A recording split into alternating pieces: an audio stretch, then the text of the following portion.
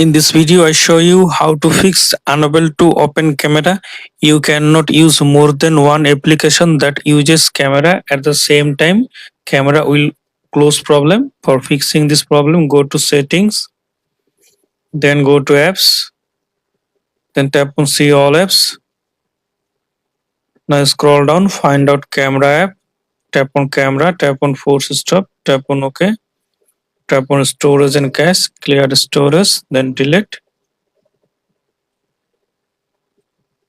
Now tap on three dot. Now tap on reset app preference. Now tap on reset apps. Now restart your phone.